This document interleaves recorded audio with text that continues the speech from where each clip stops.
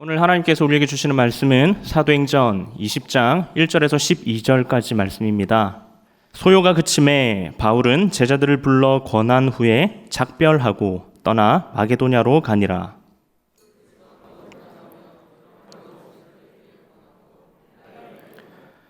거기 석 달 동안 있다가 배 타고 수리아로 가고자 할 그때에 유대인들이 자기를 해하려고 공모함으로 마게도냐를 거쳐 돌아가기로 작정하니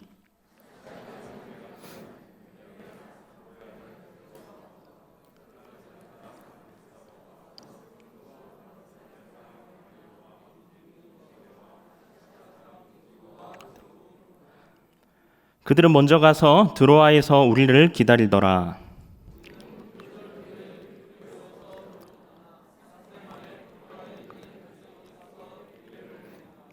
그 주간이 첫날에 우리가 떡을 떼려 하여 모였더니 바울이 이튿날 떠나고자 하여 그들에게 강론할세 말을 밤중까지 계속하며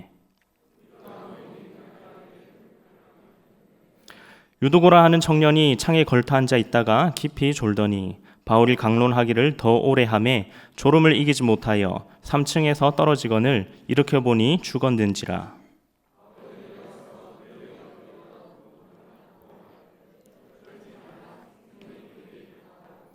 올라가 떡을 떼어 먹고 오랫동안 곧 날일 새기까지 이야기하고 떠나니라. 사람들이 살아난 청년을 데리고 가서 적지 않게 위로를 받았더라. 아멘. 오늘따라 참 감회가 새로운 것 같습니다.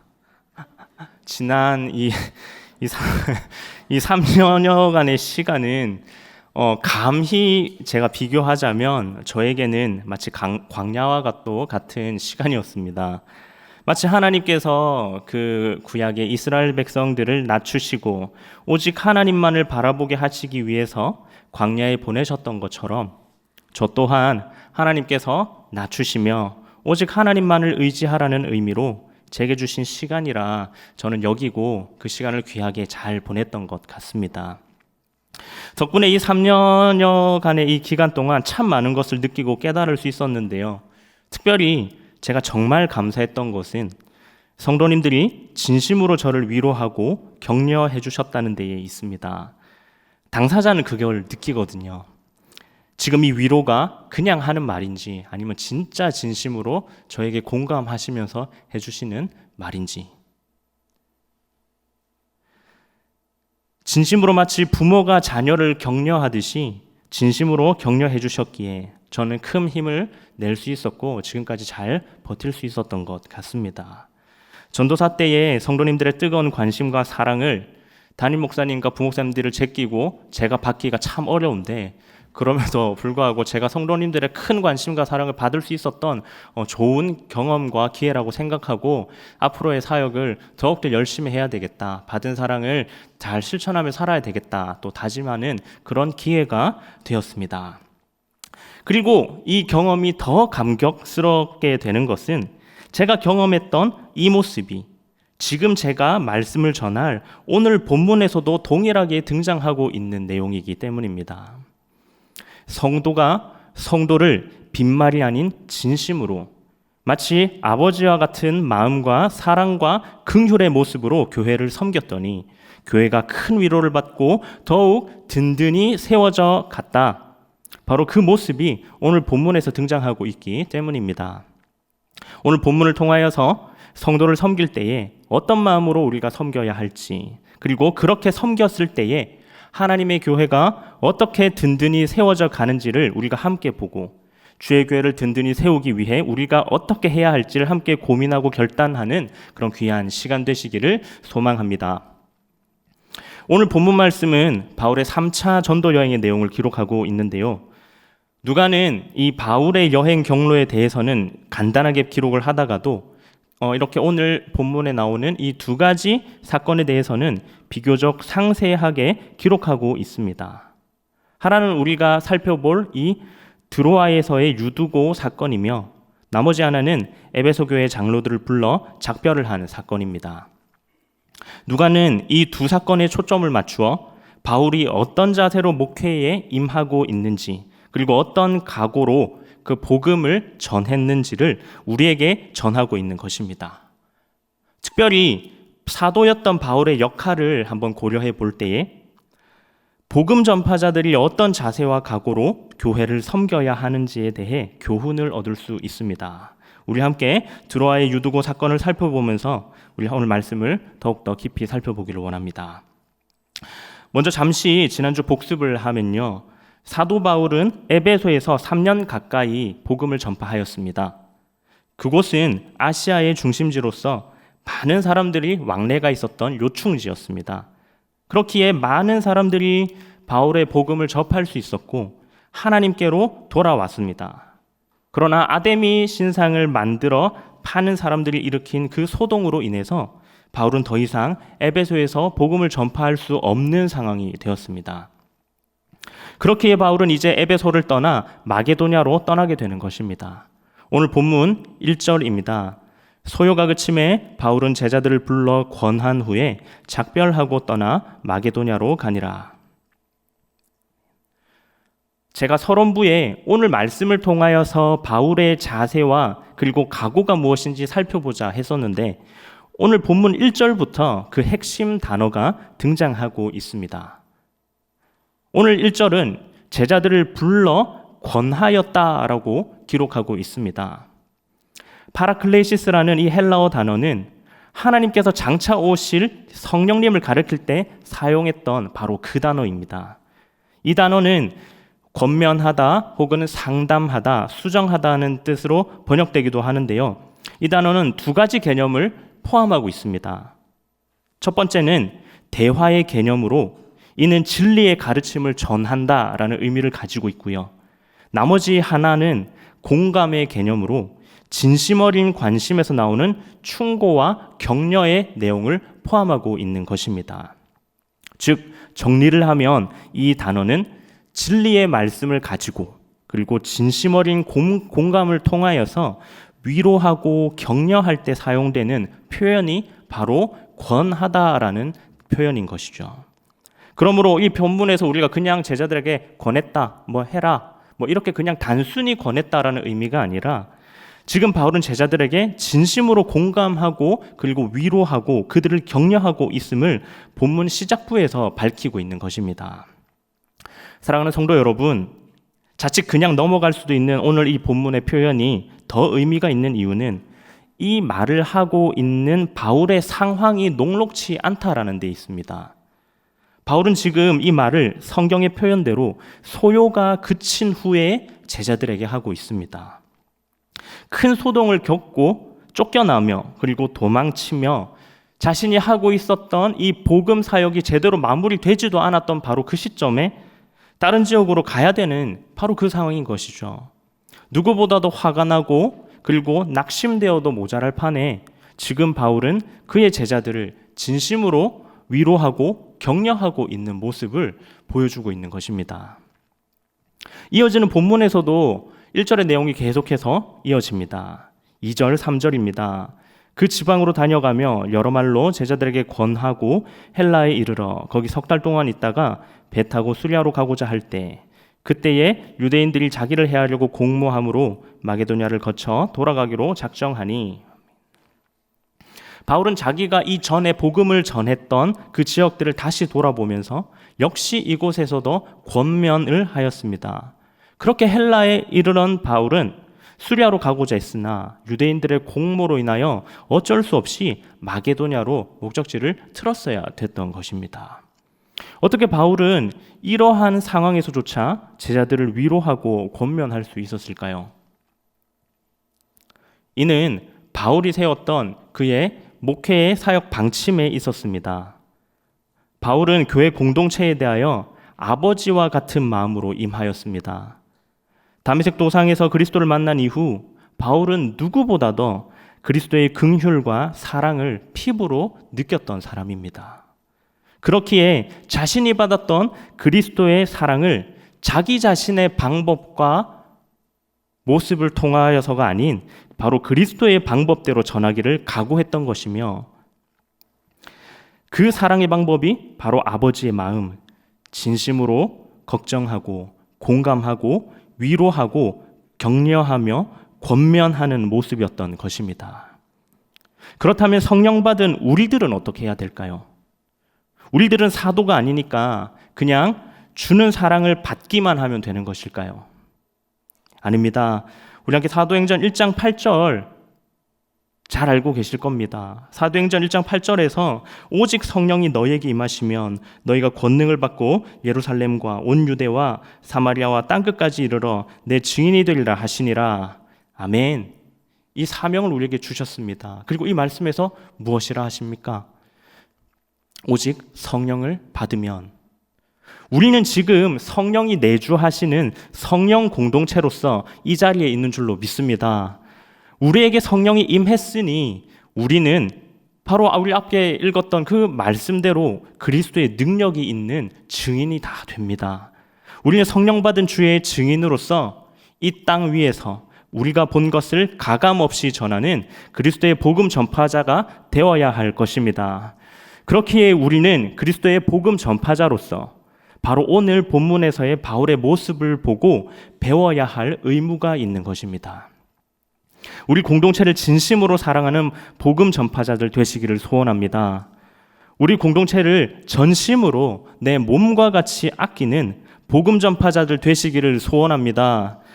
우리가 서로를 정말 아버지의 마음으로 권면한다면 우리 공동체에 하나님의 사랑이 가득 차 넘칠 것이고, 이 가득 찬 하나님의 사랑은 주변으로 흘러 하나님을 알지 못하는 자들에게까지 이를 줄로 믿습니다.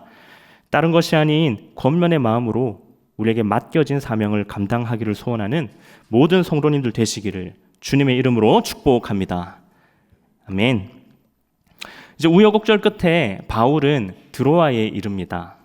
그리고 드로아에서 머무르는 그 이래 동안에 있었던 사건을 누가는 비교적 상세하게 기록하고 있는데요. 그 사건이 바로 유두고 사건입니다.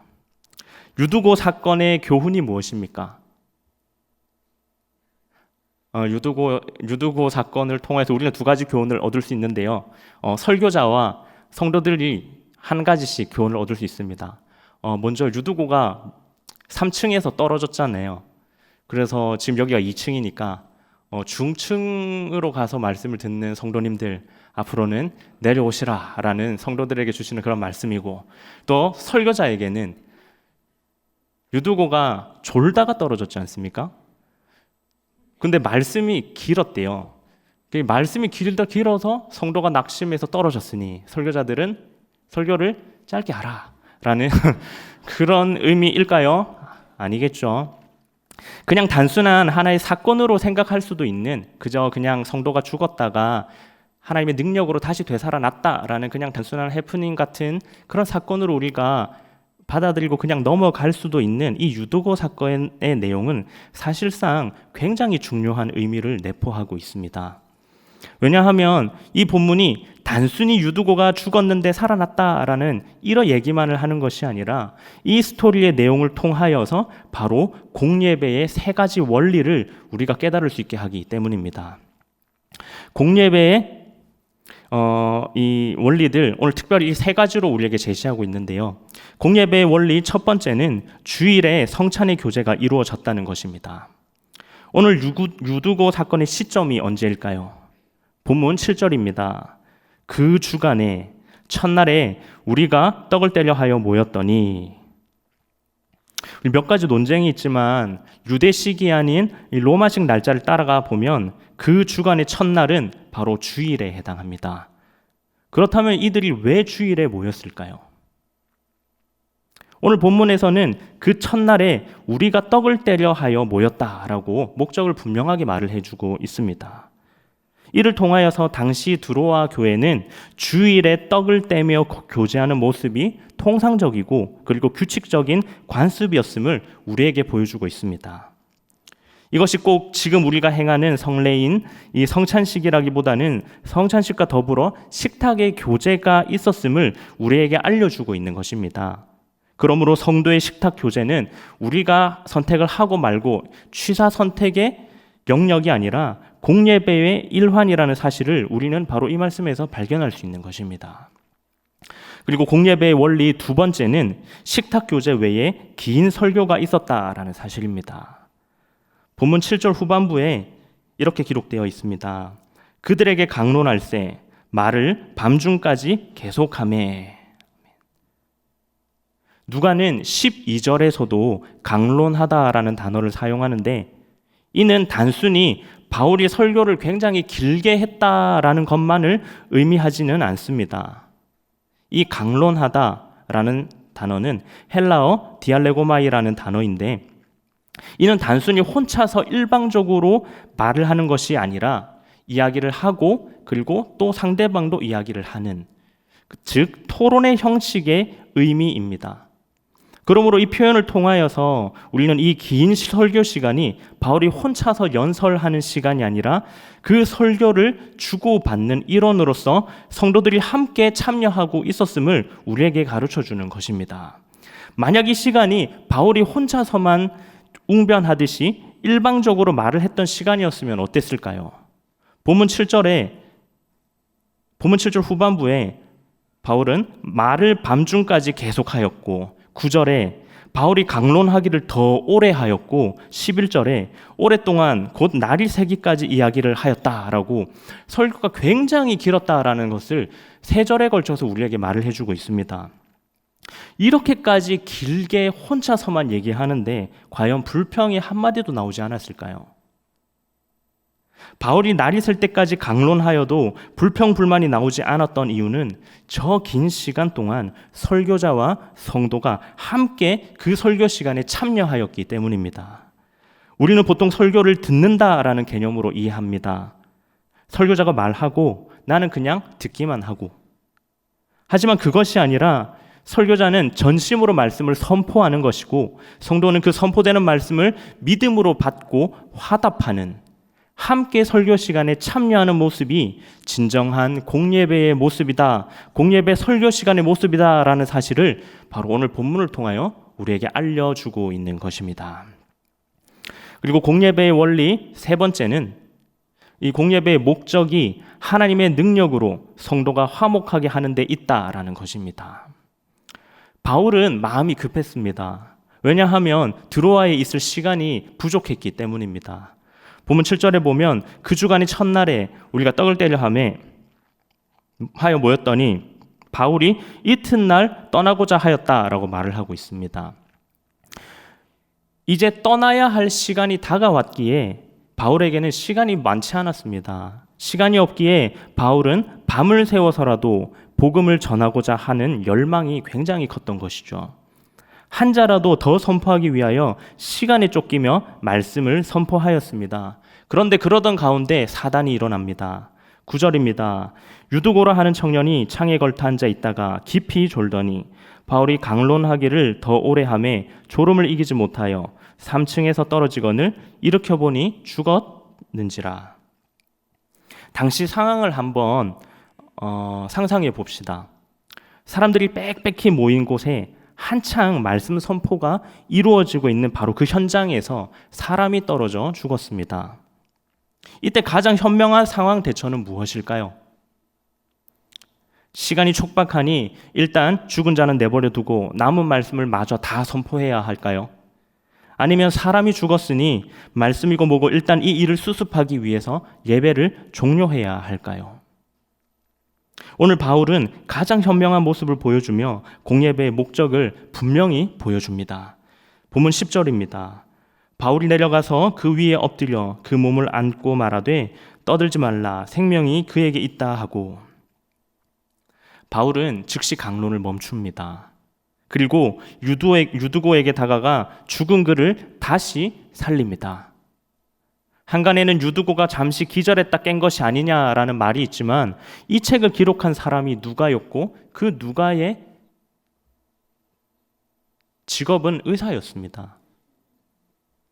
의사의 판단으로 유두고는 분명히 죽었습니다. 분명히 유두고가 죽었던 것을 누가뿐만 아니라 거기 있었던 모든 성도들이 다 보았습니다. 그리고 모두가 인정한 죽었던 그 유두고를 모든 성도들이 보는 가운데에서 하나님의 능력으로 다시 살려낸 것입니다. 그리고는 무엇을 하십니까? 11절입니다. 올라가 떡을 떼어 먹고 오랫동안 곧 날이 새기까지 이야기하고 떠나니라. 다시 강론하기를 이어가는 것입니다. 이 모습을 통하여서 바울은 공예배의 모습을 참여한 성도들에게 분명히 제시하였습니다. 이에 성도들의 반응은 어떠합니까? 본문 12절입니다. 사람들이 살아난 청년을 데리고 가서 적지 않게 위로를 받았더라. 아멘. 안 그래도 말씀의 은혜가 가득 넘치는 그 은혜의 현장이었는데 이제는 죽었던 사람이 다시 살아난 기적도 모자라 그 기적의 산 증인과 함께 식탁의 교제를 나누며 밤새도록 말씀을 나누는 모습에 그 성도들이 과연 큰 감격을 받지 않았을까요? 그날 밤은 그 성도들에게 정말 잊을 수 없는 화목의 시간이 되었을 것입니다. 말씀을 정리하겠습니다. 우리가 세상을 살아가며 점점 깨닫는 것은 내 계획대로 되는 것이 별로 없다라는 것입니다. 설령 그것이 내 목적과 뜻이 아닌 하나님의 말씀을 전하는 복음 전파하는 일에 있어서도 마찬가지다라는 사실입니다. 우리가 복음 전파자의 사명을 받아 하나님의 일을 하려는데도 수많은 어려움과 난관에 봉착하기 마련입니다. 이러할 때에 우리는 오늘 바울의 사역 방침과 유두고 사건을 꼭 기억했으면 좋겠습니다. 어떠한 상황에서도 그리스도로부터 이미 받은 그 귀한 은혜로 말미암아 내 옆에 있는 성도들을 진심으로 사랑할 수 있는 동력자들이 다 되시기를 바랍니다. 우리가 서로 진심으로 공감하고 진심으로 사랑하며 서로를 권면한다면 우리 안에서 사랑이 흘러넘쳐 우리 주변으로 퍼져갈 것입니다. 그것을 우리 다음 세대가 보고 자랄 수 있도록 우리가 먼저 위로와 권면의 복음 전파자들이 다 되시기를 소망합니다. 이를 위해 헌신과 섬김으로 결단하는 올 한 해 되시기를 주님의 이름으로 축복합니다.